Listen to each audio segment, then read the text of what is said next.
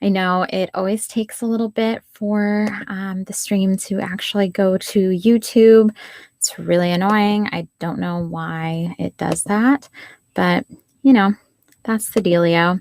So it also gives me time to plan and get my podcast recording going too. It is going to be really weird. I do have to hold the mic so that I can effectively record the podcast and also do the YouTube live stream at once. So that's what this guy is right here. And no, I cannot figure out a better setup. So that's just how it's going to be. Okay. So we should be live on YouTube now, and I think we're good to go. So welcome. Thanks for tuning in to the live cast of the Are You Green podcast. It's a daily review. Oh, I guess I shouldn't say that yet because I haven't started recording. So for those of you watching on YouTube, I do record the podcast at the same time. You can check out the link below to look at the podcast, subscribe wherever you listen to podcasts. So that's like Apple Podcasts, Spotify. I'm on all of those channels, Google Podcasts, etc. And then obviously subscribe and like this video here, and then you'll be notified of when I go live, which is every single Friday. So let's get right to it. Welcome, traders and friends. I'm Elisa Levinson, and this is Are You Green, a daily review of the New York Stock Exchange with top news, top movers, and insights into my personal swing trading. Today is Friday, January 15th, 2021, and it is the start off of a 3-day weekend. The markets are closed tomorrow for Martin Luther King Day, so this is a Friday before the next trading day is not going to be until Tuesday. So I think that has really caused some sell-off in the markets. And we're going to go into that right now. The SPY previous close was 378.46. It is now sitting at 376.19 going into closing. So the SPY is red. The XLK technology sector of the SPY that I always look at because I do trade a lot of the tech stocks. Previous close was 127.74. It's now at 127.72.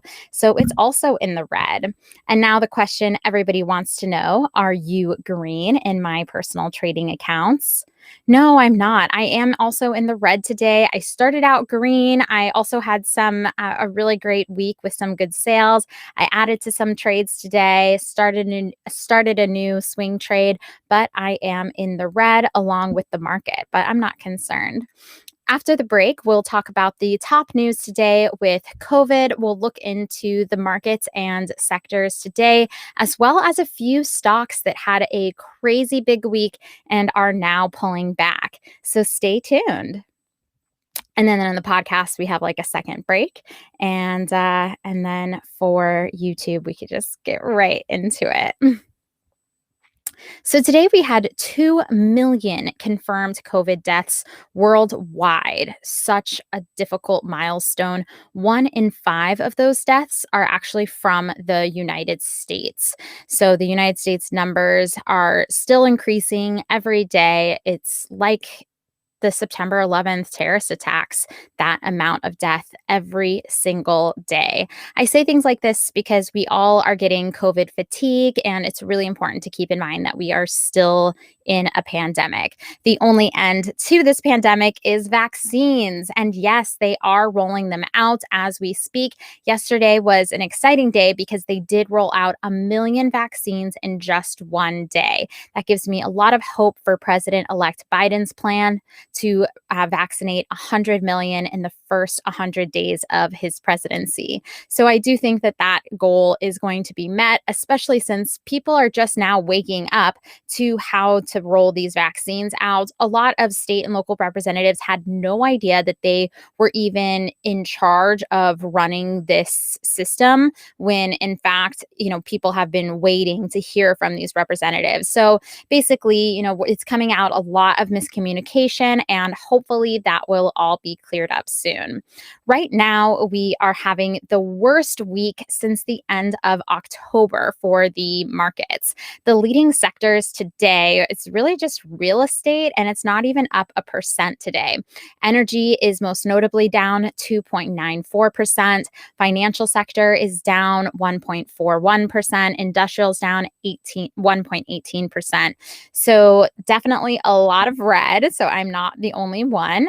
The airlines are also all in the red today, with American Airlines at 3.25% down and United down 4.34%. I did buy American Airlines for my personal long-term accounts. So those are like stocks that I hold for years and years and years. I bought it a while ago, like in April when it hit $12. And I am, expecting that stock to go back up to $19, $20 again in the future. And that just might take a while, but that's okay because that's a long-term one for me. As far as the big gainers this week, we saw that even the stocks that were doing great all week that had crazy surges are actually now down today. So we had Bed Bath and Beyond and Etsy, ETSY, Bed Bath and Beyond trades under BBY. As well as GM. So a lot of these were crazy up for the week. So Bed Bath & Beyond, even though it lost a few percentage points today, it's still up 39% for the week. So still a really big winner for the week. And Shake Shack is up 20% for the week, down 3.39% for today, but people are still very bullish on Shake Shack. Their numbers came out and the Q4 was a really great quarter for them. Their sales are increasing around the country. So people are still thinking it's a good buy.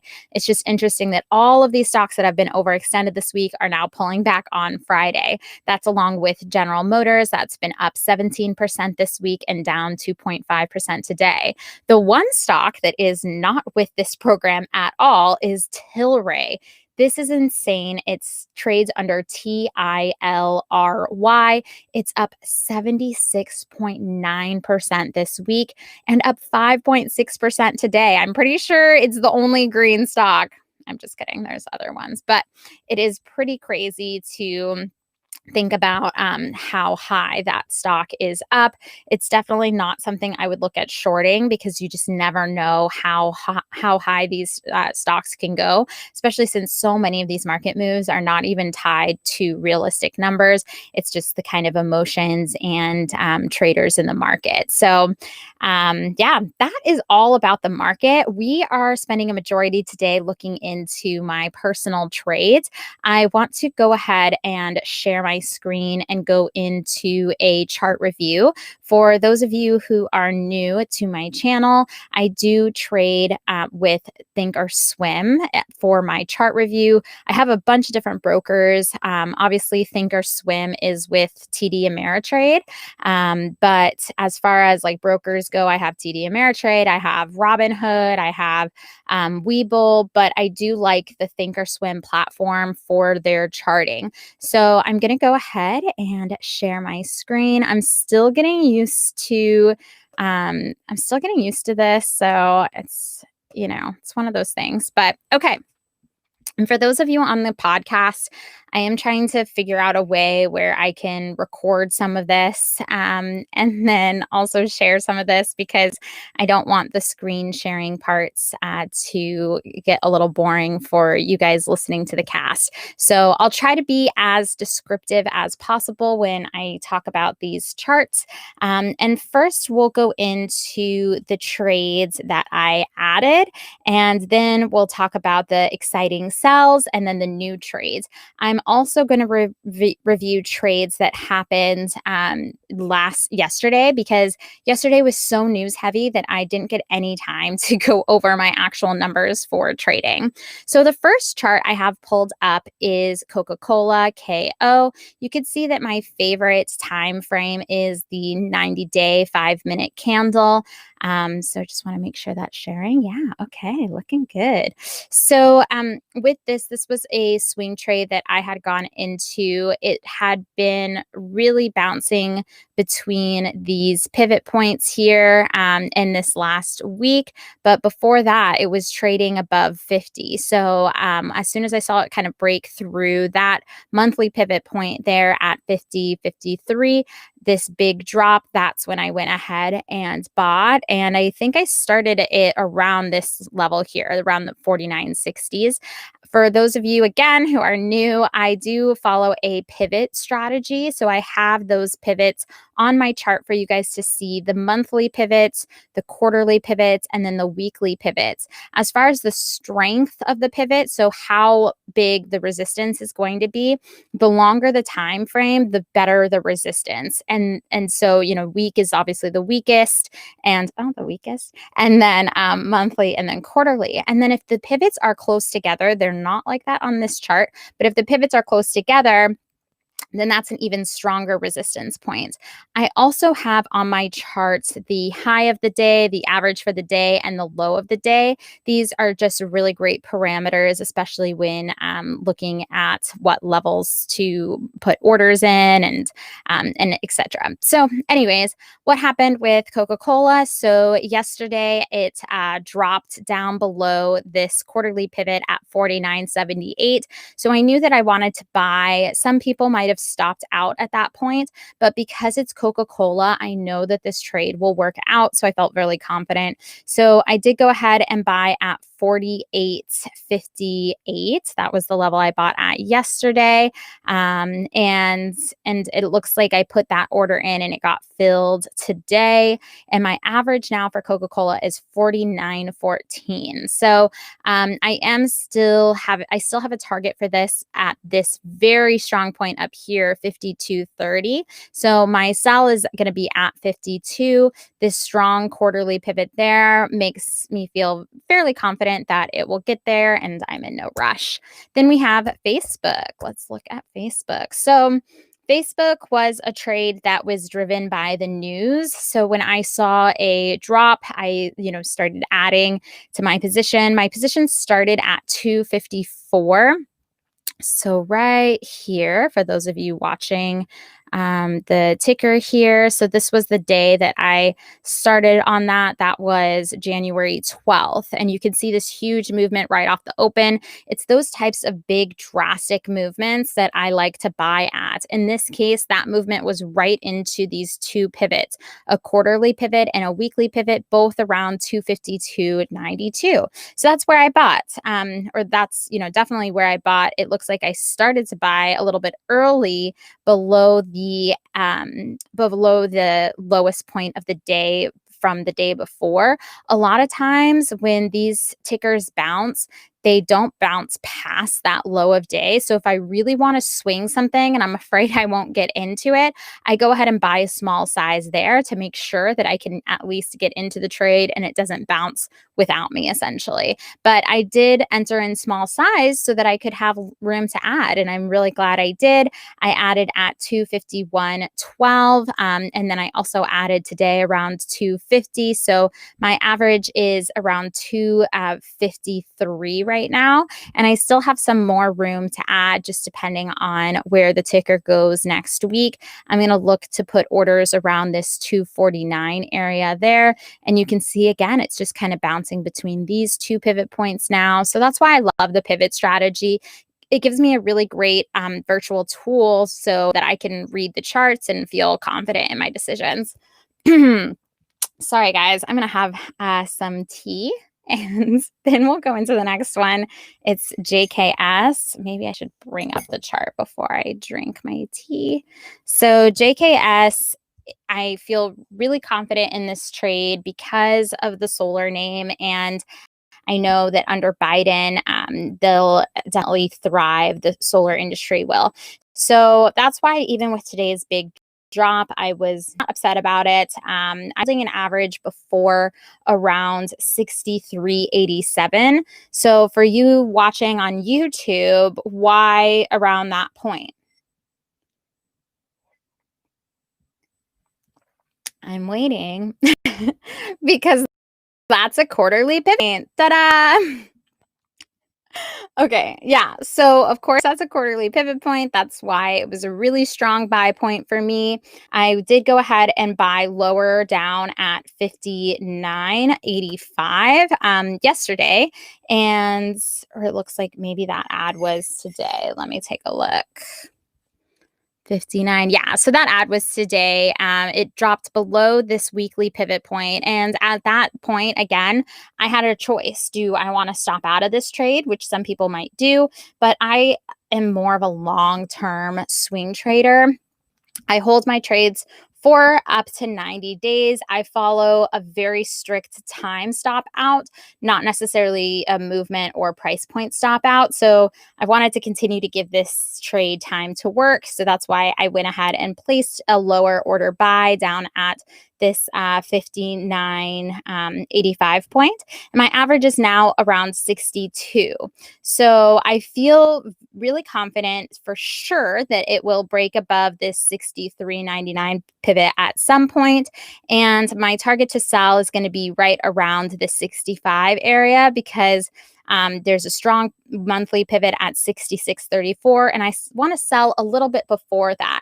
With this pivot strategy, it is good to kind of put in your sells a little bit before the pivot points so that you can make sure that you can that your orders get filled, because sometimes it doesn't quite hit that pivot exactly. So that's why, again, I like to do it, maybe 50 cents before the pivot point. So yeah, okay. So those were all that I added to today. And then yesterday I added to PayX. This is a swing trade that I started out such small. Ugh, sorry guys. This is a swing trade that I started in at a very small size because I didn't feel very confident in that level, and I wanted to give myself space to see where this trade would go. So I did start it up here around like the 94 level. And again, I was expecting a big drop. So that didn't scare me at all. That just indicated that that is a time for me to buy. So I have been buying into this stock throughout the week. My last buy was 89.27. Oh no, my last buy was 88.50. I bought at 89.27, then 88.50, and my average is 93.22. So that's what's happening with PayX. Oh my goodness, the cat is meowing right now. So let's close her out of the room. Oh no, and it stopped my screen share. Oh, you guys, this is a Friday, so it's a fail. Let's see, is the screen share up again? Okay, great. Awesome. So let's move into Twitter. TWTR. So Twitter was a swing trade that I was in. I added down at 47, then down at 45.55 because all of this movement was news based.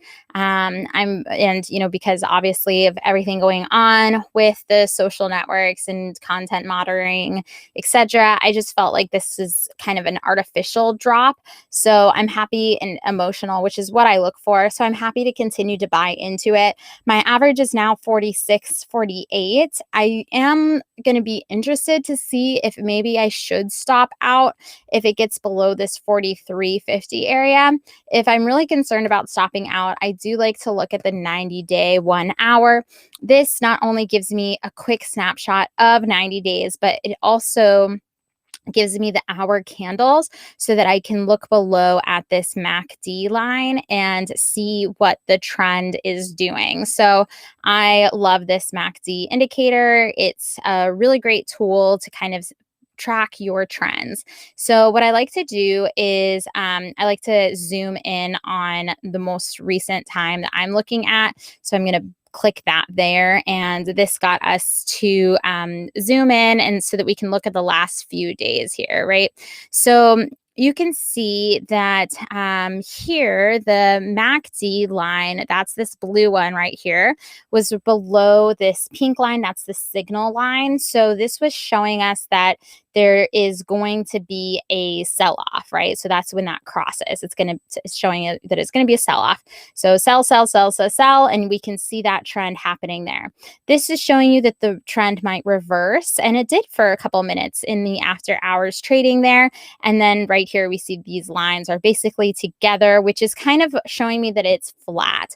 When what I'm looking for is obviously for this trend again to see when the MACD line crosses above the signal, and then when the stock is going up in price again, and then that's when I'll sell again, is when it's at that higher level, wherever that is. That might indicate to me that it's a good time to sell the stock. But if it's not at a level that I'm targeting, so right now my average is 46, 48, I might sell. Like if we were looking back then, yes, I might sell a little at 48, but I am really targeting a higher level up at this quarterly strong pivot up at 49. So those indicators are not everything, but it does help to show you where the trend is, and it kind of makes you feel like you're not missing out, because you could see it's kind of flatlined right now. It's not like it's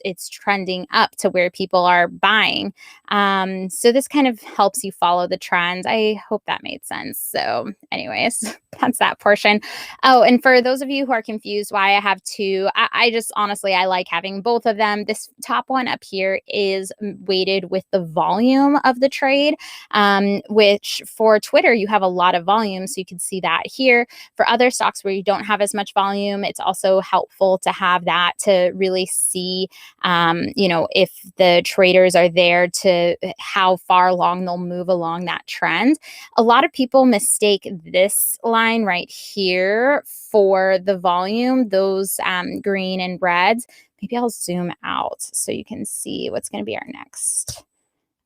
Let's go to Beyond. So I'll zoom out a little bit so you can see what that looks like. But those indicators there are actually the momentum. So when you get just the regular like MACD indicator, it's going to be along what they call the zero line, and then the red and the green blocks.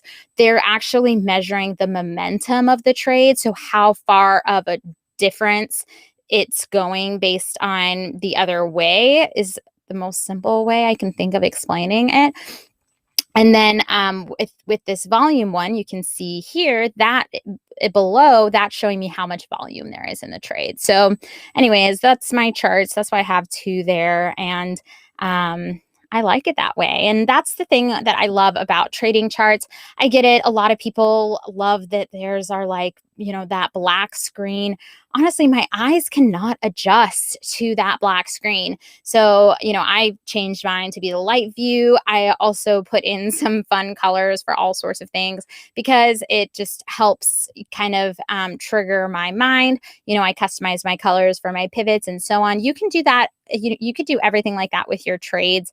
And, as far as the trades go, the charts go, your charts are your own to look at. And if you find one indicator to just be consistently confusing you, then take it off. For a while I had the 20-day moving average, 50-day moving average. Those are really popular. I had those on my charts, but I just felt like it was muddling up my entire strategy. So I just, forgot about that. So anyways, okay, let's move on to Beyond. That's ticker is BYND. So I started this trade on October 22nd, and I was pretty high when I started it. I was a little above 141.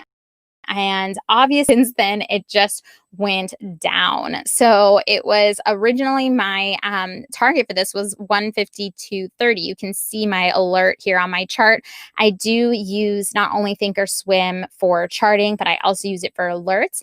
And when I chart, I only use my paper trade account so that I don't accidentally right click and then, buy 100 shares like you can do right from your charts. So that's why I like to just use the fake account so that I can click around and chart and do whatever I want and not be worried about my actual orders.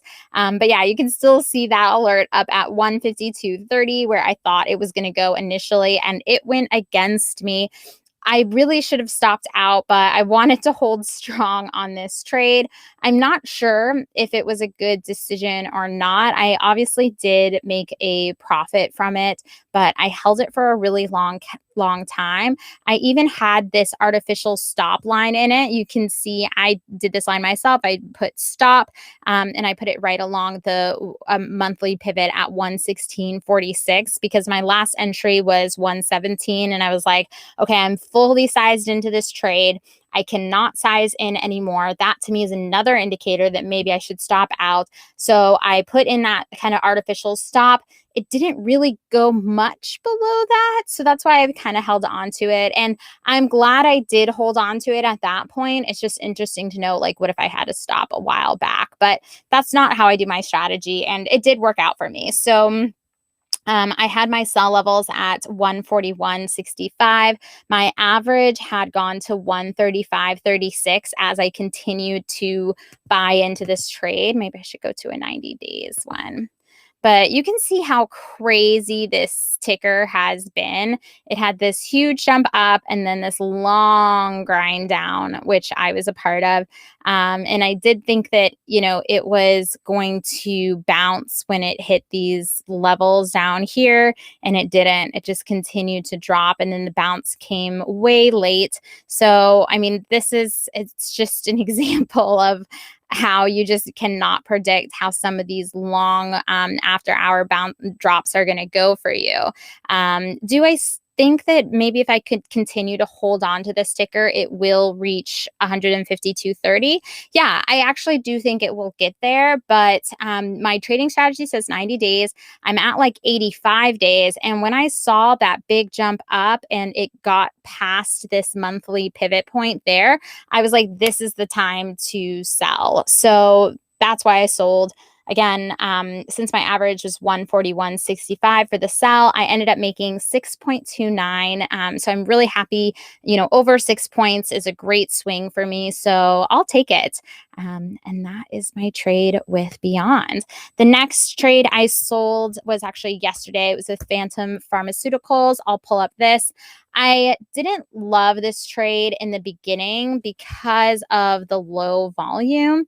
But because of the low volume, I was kind of able to better track the trends here, and I'm happy with the way that it turned out. I had already sold most of it. I started it in December 29th, so nowhere even close to this time frame. I guess we can look at the 20-day to kind of see. Yeah, let's see an overview of when the timeline was. So you can see it hit this low point there on the 31st. So I saw that trend was going down, and I thought, boom, this is a good point to buy. So that's why I bought. And I was expecting it to reach back up to this strong quarterly pivot at 38.73.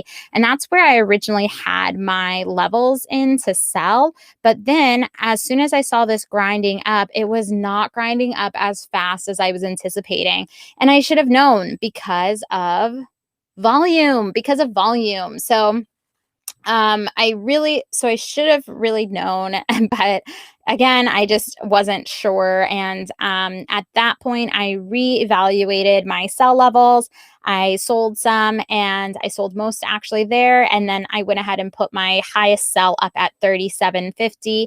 So I did sell out of that yesterday, and I'm glad I did. It was a good decision. I made 2.75 on that, so way over 2 points, almost 3 points. I'm happy with that swing trade, especially since it has only been like 15 days. So pretty good.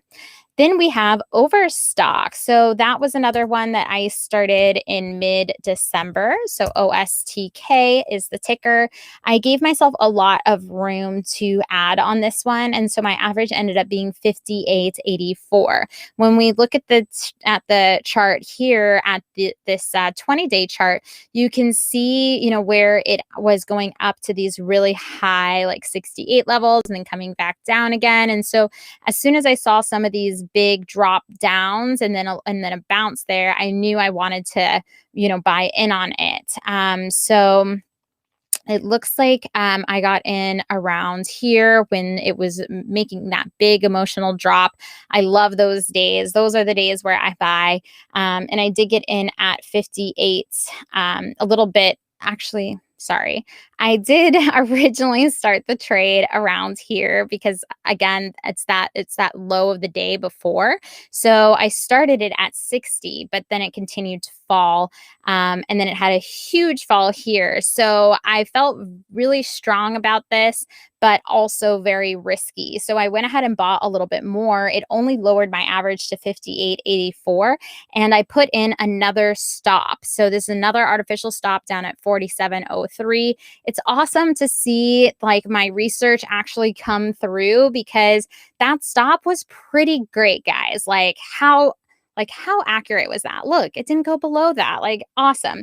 I'm glad that I don't actually put these stops in as stop orders, because that would have made this whole trade not work out over 15 cents, because the actual low that day was 46.75. So that's why it's so controversial, but that's why I hate stop orders, because you stop out like 3 cents before you thought it was going to bounce, and then the trade works out your way, but you actually lost on that trade.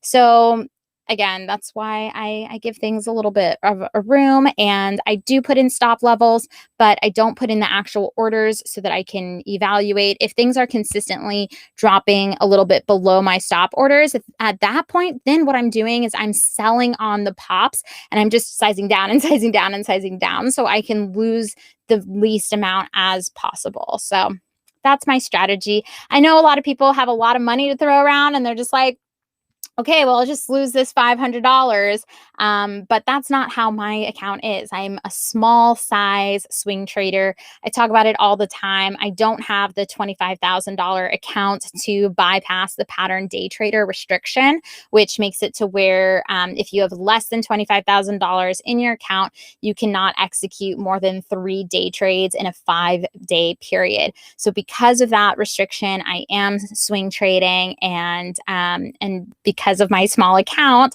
I don't stop out. So there you go. For those of you who listen all the time, I know you've heard a lot of this, so thank you guys for your patience. But that brings us to my new swings, and I only have 2.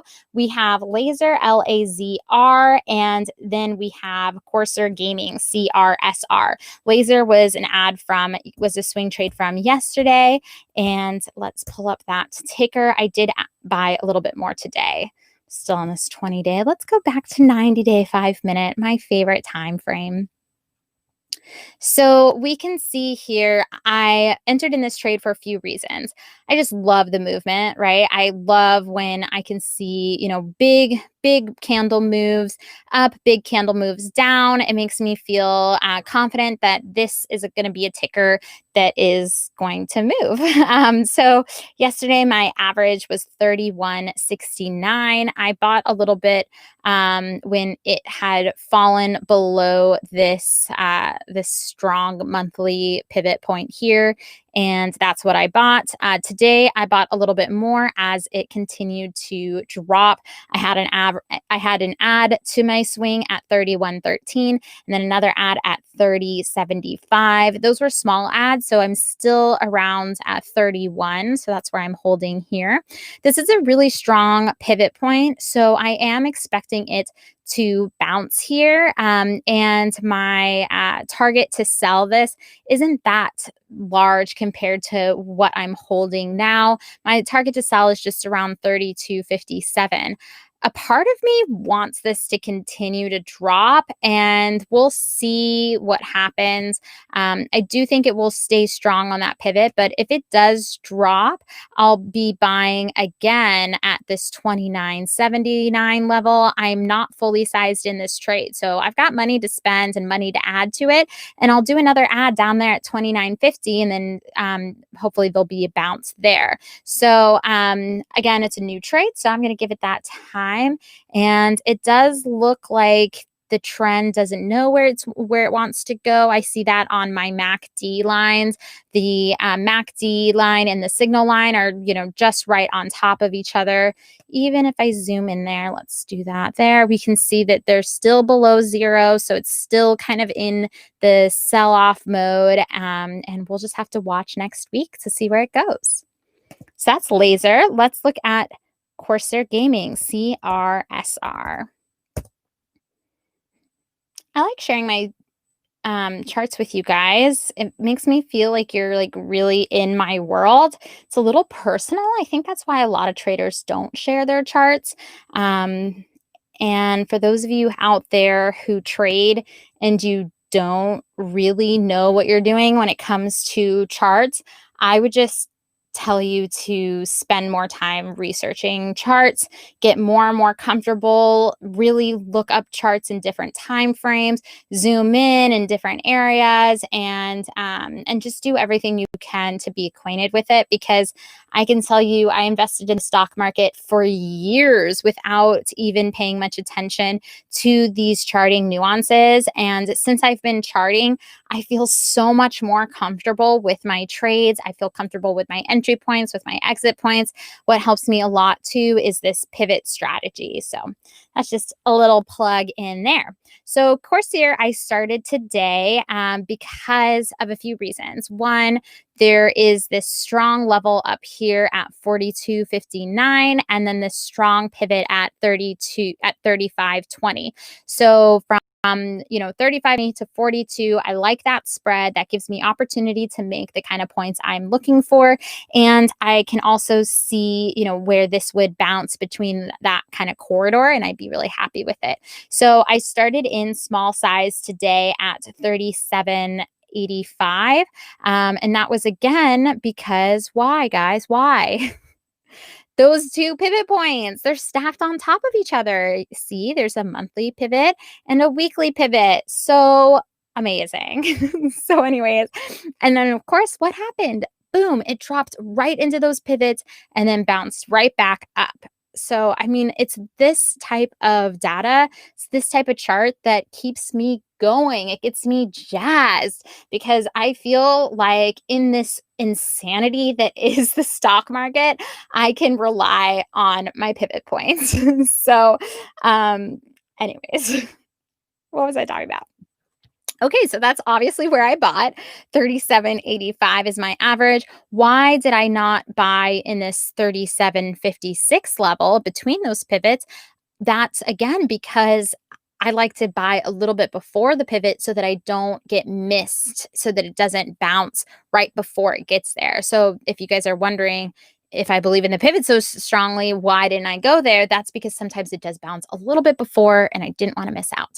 So yeah, so I got at that 37.85 level.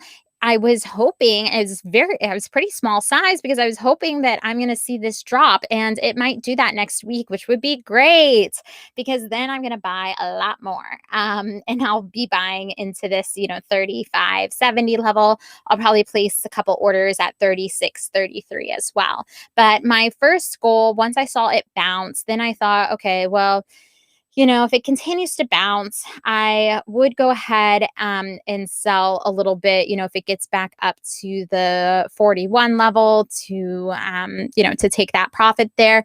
But it went back down again. So again, I am expecting this to continue on its downtrend.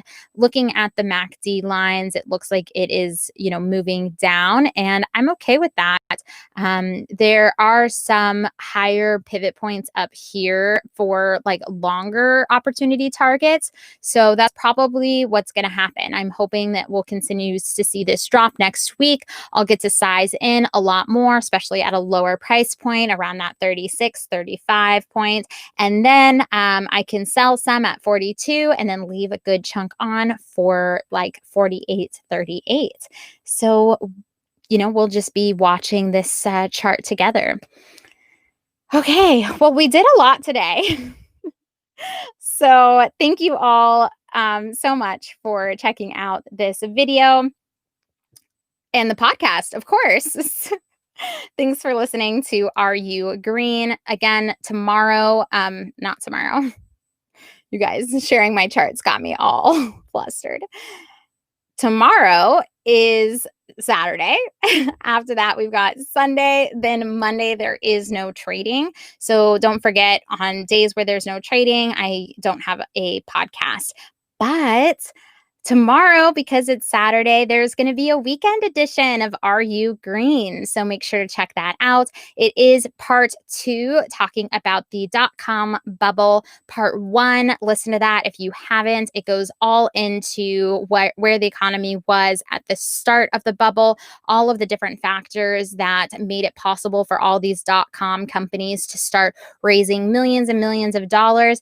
And then tomorrow's episode is going to be about the big burst and what happened when these companies suddenly realized that they were going to be bankrupt, and why certain companies survived it, like Amazon and eBay, and then looking at what we can do as individual investors to protect ourselves from a future bubble in the future. From a future bubble in the future? Okay, yeah. From a future bubble in the future. That's the only way I can say it. Okay, well, thank you all for tuning in to the podcast, to the live stream. I hope you have a great weekend. Take this time to plan your trade and trade your plan. Bye. Oh, yeah, you should subscribe and like.